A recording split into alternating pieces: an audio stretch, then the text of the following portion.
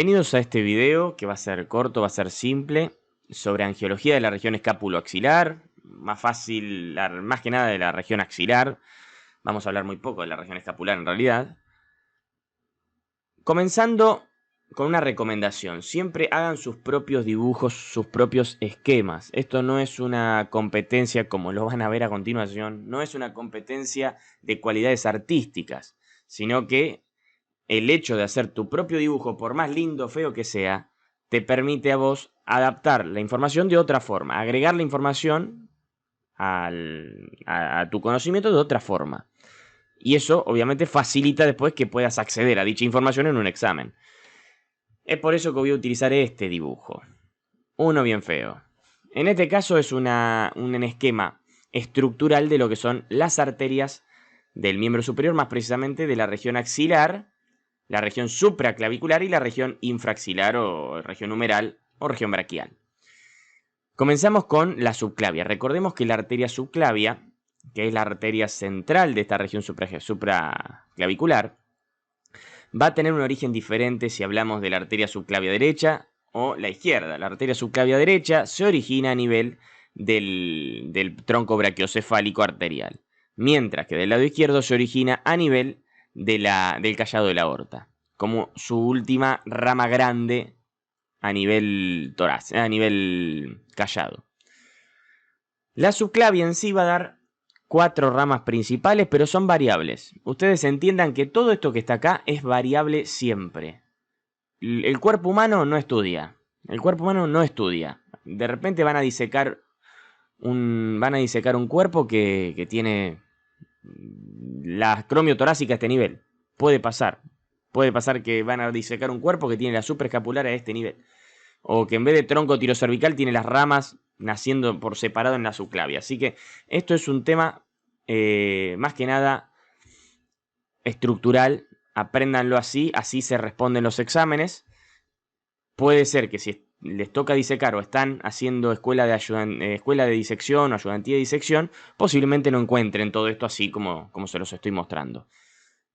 Comenzamos. La subclavia da el tronco tirocervical, luego el tronco costocervical, luego la supraescapular, que esta sí es importante. ¿Por qué? Porque nace y se dirige hacia posterior y hacia abajo y hacia afuera para pasar por la escotadura de la escápula. Y esa escotadura de la escápula posee 2 ligamentos transversos que se pueden hipertrofiar, se pueden calcificar y pueden comprimir el contenido, generando omalgias, generando diferente tipo de clínica, pero puede llegar a generar una oclusión vascular. Es por eso que tenemos una anastomosis con el sistema axilar, que ya lo vamos a ver. Luego tenemos la torácica interna. Esta arteria subclavia va a pasar por el límite o borde inferior de la clavícula y ahí se va a pasar a llamar arteria axilar. Esto es importante y se pregunta: ¿en qué momento la subclavia deja de ser arteria subclavia? En el momento que pasa por el borde inferior de la clavícula. Ahí pasa a llamarse arteria axilar. Esta arteria axilar va a dar 6 ramas. Puede dar más, puede dar menos, puede ser variable, inconstante, etcétera, etcétera, etcétera. Pero lo básico son 6. Primero la torácica superior. Luego la acromio torácica. La acromio torácica es una rama que va a dar a su vez 3 ramas. Una deltoidea, una acromial y una pectoral. Las nuevas bibliografías hablan de una 4ª rama, la clavicular. Personalmente en todas las veces que he disecado no he encontrado dicha rama, por lo tanto me quedo con esta. De ahí pasamos a la torácica externa. Entonces ya tenemos torácica interna, torácica superior, torácica externa. Ya las 3 torácicas ya fueron emitidas. La siguiente es la subescapular. Esta arteria es importante debido a que va a hacerse posterior. Recorrerá la cara dorsal de la escápula, mejor dicho, la cara dorsal de los músculos escapulares, y se va a anastomosar con la supraescapular. Y ahí van a formar esta corona de irrigación entre el sector axilar y el sector escapular. Y finalmente las 2 arterias circunflejas, una anterior y una posterior, que van a envolver la cabeza del húmero para irrigarla en forma de corona. La arteria axilar finalmente va a pasar por el borde inferior del pectoral mayor o del redondo mayor, depende de dónde estén leyendo, y se transformará en arteria humeral. cuya única rama interesante a este nivel es la arteria humeral profunda, que recordamos surca el canal o discurre por el canal de torsión, acompañada por el nervio radial. Acá tenemos otro esquemita ya, en vez de hacerlo lineal, acá le agregué un poquito el trayecto. Teníamos la subclavia en este espacio supraclavicular, luego la axilar en el espacio infraclavicular y por debajo del pectoral mayor o redondo mayor, la humeral. El nacimiento del tronco tirocervical, el costo cervical, el tronco costocervical, la supraescapular, perdón, que se va a anastomosar con la subescapular, y la mamaria interna o torácica interna, tiene esos dos nombres. En el límite inferior de la clavícula ya pasamos a llamarnos arteria axilar, donde vamos a tener la torácica superior o mamaria superior, principalmente se le llama torácica superior. Luego vamos a tener la acromiotorácica con la deltoidea, la acromial y la torácica. Luego la mamaria externa o torácica externa. Luego la subescapular, que retorna posterior para anastomosarse con la supraescapular. Y finalmente las dos circunflejas, una anterior y una posterior, alrededor del húmero. Luego, por debajo del límite inferior del pectoral mayor o redondo mayor, tenemos la aparición de la arteria humeral común, que va a ser rama de la arteria axilar. O mejor dicho, va a ser la continuación de la arteria axilar. Acá ya nos dejamos del dibujito feo, vamos a utilizar un esquema un poquito más detallado. Comenzamos con la subclavia. La subclavia que me daba, al pasar por debajo del límite inferior de la clavícula, la arteria axilar, la cual me daba, al pasar por debajo del límite del pectoral mayor o el redondo mayor, la arteria humeral. El esqueleto está. Pasemos a las ramas. La primera es el tronco tirocervical, que nace en dirección cefálica. Luego el costo cervical, que es de dirección anteroinferior. Continuamos con la torácica medial y la supraescapular. Fijémonos que la supraescapular se hace posterior, externa y con dirección inferior para pasar por la escotadura escapular. La arteria axilar va a comenzar dando la torácica superior, luego la acromiotorácica con sus ramas, la rama pectoral, la rama deltoidea y la rama acromial. Luego tenemos la arteria torácica lateral o mamaria externa, la subescapular, que fíjense cómo se hace posterior para luego anastomosarse con la supraescapular. Y finalmente las dos circunflejas, una anterior y una posterior, irrigando la cabeza del húmero, que esta arteria suele lesionarse en fracturas proximales del húmero, generando una necrosis avascular de la cabeza del húmero, lo cual tiene indicaciones quirúrgicas. Finalmente, la única rama que en este caso nos interesa de la humeral, que es la humeral profunda, que discurre por el canal de torsión con el nervio radial, que acá no lo vemos. Ahora sí, vamos a robar un poquito, vamos a utilizar un par de imágenes. Esta es del Gray, libro que recomiendo ampliamente, es excelente, es muy bueno y tiene muy buen abordaje pedagógico. En este caso estamos viendo un tema interesante, que es la división de la axilar. Acá entendemos que esto es la subclavia, clavícula, por lo tanto esto es axilar. Acá tenemos el redondo mayor, así que hasta acá, desde acá hasta acá es axilar. Por lo tanto vamos a utilizar el lápiz para marcar. Este es el límite inferior, este es el límite superior. Todo eso que está en el medio es axilar. Esto que vemos acá es el músculo pectoral menor. El músculo pectoral menor me va a dividir a la arteria axilar en tres porciones. Una primera porción, una segunda porción y una tercera porción. Con un tema interesante. Ninguna rama emerge en la segunda porción. Todas emergen en la primera y en la tercera. Incluso esta que está acá, que es la torácica lateral, nace por debajo de lo que es el nivel de la segunda porción. Y luego tenemos, sí, las ramas que ya hemos estado viendo a nivel del axilar. Fíjense que han quitado las de la subclavia, a excepción de... No, sí, las quitaron todas. Acá está la torácica superior, acá nace la acromiotorácica, que siempre nace en el borde superior del pectoral menor. ustedes encuentran el pectoral menor, automáticamente encuentran la arteria acromiotorácica. Luego en el borde inferior ya nacen la torácica lateral, la subescapular, que se está haciendo posterior para poder dirigirse hacia la cara posterior, valga la redundancia, y anastomosarse con la supraescapular, que ahora lo vamos a ver. Y finalmente las ramas circunflejas, que ahí las vemos. En esta imagen del mismo libro podemos observar cómo efectivamente la arteria circunfleja de la escápula o subescapular se va a hacer posterior, pasando por este espacio que ya lo estudiaremos, que es el triángulo homotricipital, y la vamos a ver anastomosándose con esta, que es la supraescapular. Ahí está, la circunfleja de la escápula o subescapular. En realidad se llama circunfleja de la escápula, luego al reflejarse, ahora lo vamos a ver en la siguiente imagen, pasa de ser subescapular a ser circunfleja, en una división. Y generan esta corona de irrigación en esta región posterior que, ante cualquier patología que comprima la supraescapular, no importa porque la subescapular estará ahí para brindar el aporte irrigatorio. Ahora observemos esta imagen. Vista posterior, ahí tenemos la axilar, la subescapular que se va a dividir para formar esta rama. Estas dos ramas. Estas se van a anastomosar con la subescapular. Fíjense, ahí está el ligamento del cual les hablé. Ligamento transverso de la escápula. Son dos en realidad.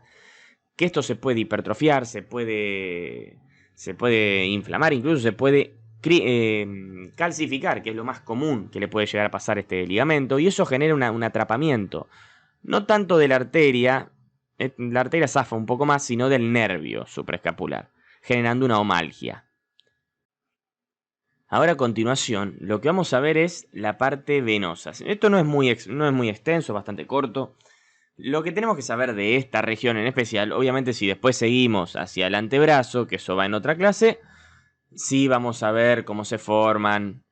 Pero en este caso vamos a hablar pura y exclusivamente de la cefálica y de la basílica, que son las dos venas superficiales, porque lo que es el retorno venoso profundo es igual al arterial, igual a la irrigación arterial. La diferencia es que cambia el número. Siempre estamos entre más lejos del centro del cuerpo estemos, más venas por arteria hay. En este caso, vamos a hablar de la irrigación, del retorno venoso superficial, que es la vena cefálica, que es la que está más externa, y la vena basílica. Acá vamos a mencionar, dentro de lo que es la basílica, que es donde principalmente le van a poner vías y etcétera, cuando Dios no quiera estén internados. Esta vena se utiliza mucho para las vías, para sacar sangre venosa. Va a tener un punto de profundización, un punto de inmersión donde se va a hacer profunda a nivel del tercio distal o de la parte media del brazo. Ahí se hace profunda, atraviesa la fascia y drena directamente en la vena humeral. La vena basílica drena en la vena humeral. Normalmente en un preparado va a ser difícil que la vean, a menos que encuentren una vena bien gruesa que está drenando, llegando a la vena humeral, que en ese caso la han dejado, pero generalmente en las disecciones se quita junto con todos los componentes superficiales. Incluso también la suele ligar el nervio musculocutáneo. En lo que es la vena cefálica va a tener una profundización, una inmersión mucho más superior. Se hará de manera más proximal, más o menos a la altura del borde inferior del pectoral mayor, del paso del pectoral mayor. Y va a terminar drenando en un muy pequeño espacio entre la vena axilar o la vena subclavia. En algunos casos drena en la subclavia, en otros casos drena en la axilar. Y ahora lo vamos a ver tanto en esquemas como en preparados. Aquí vemos la vena cefálica que drena en la axilar, la vena basílica que drena en la humeral. Aquí tenemos un esquema del Gray para estudiantes, muy buen material bibliográfico, y vemos la vena cefálica que ya empieza a profundizarse a nivel inferior, o sea, a nivel del borde inferior del pectoral mayor, pero esto es muy importante. Se hace profunda en lo que se llama surco deltopectoral, en la parte final, en el triángulo deltopectoral, pasando por encima del pectoral menor. Ahora lo vamos a ver en un preparado. O sea, a nivel del borde inferior del pectoral mayor, esta vena atraviesa la primera fascia, quedando en lo que es la fascia deltopectoral, atrapada en la fascia deltopectoral. Y luego, al superar el pectoral mayor y llegar casi al nivel de la clavícula, se hace este callado atravesando el resto de las fascias para terminar en la vena axilar o en la vena subclavia. A veces drena en una, a veces drena en otra. Pero esto lo hace por encima, pasando el músculo pectoral menor. Aquí vemos la vena basílica ya como parte de ya llegando a la vena humeral o vena braquial. Aquí tenemos este preparado. Esto es del McMinn, otro libro que recomiendo mucho, sobre todo para quienes hagan disección. Vemos un preparado de lo que es la región pectoral derecha, vista anterior. Acá tenemos el pectoral mayor, ahí marcamos las digitaciones del serrato mayor, ahí marcamos el pectoral mayor, acá marcamos el deltoides. Y vamos a marcar la vena cefálica, porque obviamente la basílica en este preparado en sí no se ve. Aquí tenemos la cefálica, viene por acá. Esto acá debe ser la basílica, no se llega a ver bien.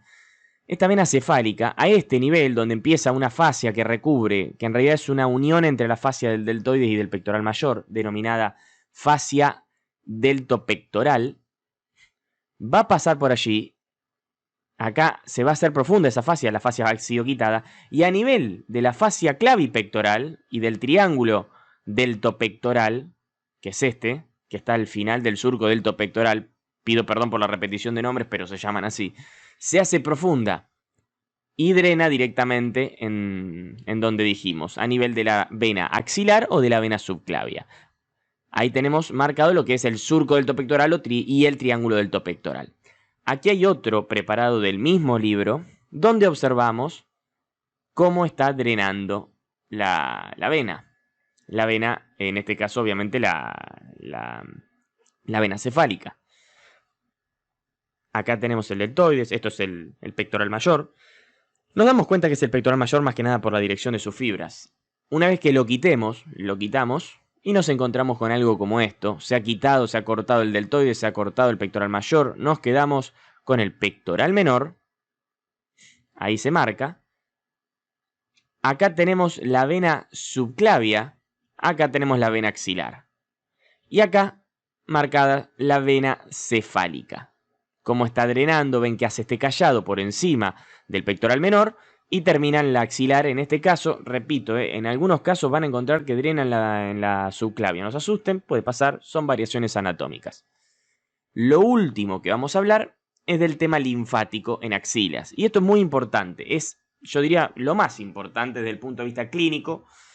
Quizá no desde el punto de vista examen, pero desde el punto de vista clínico es lo más importante. Porque es aquí donde podemos ir a estudiar algunas pacientes y algunos pacientes por sospechas de cáncer de mama. Recordemos que el cáncer de mama no es exclusivo de las mujeres. Ahora, ¿cómo va a funcionar esto? Todo lo que es la linfa o el retorno linfático del miembro superior va a llegar a los nódulos humerales, mientras que el de la región pectoral llega a los pectorales.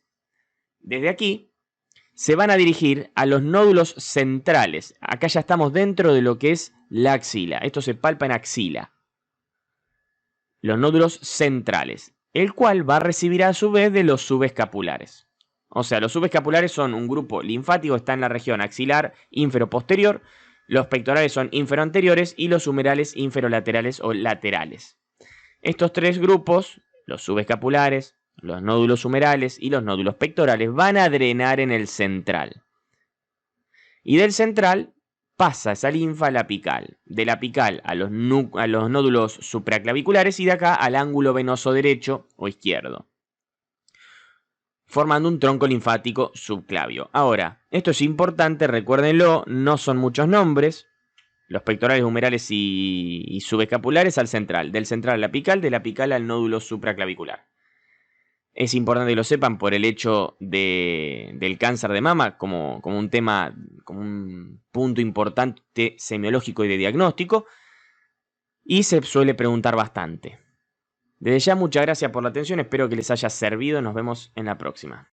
Aprovecho a comentarles sobre los cursos que el laboratorio está brindando con material bibliográfico propio, horas y horas de videoclases, exámenes y licencia Lifetime, o sea que una vez adquiridos serán indefinidamente suyos, con grandísimos descuentos desde nuestra web.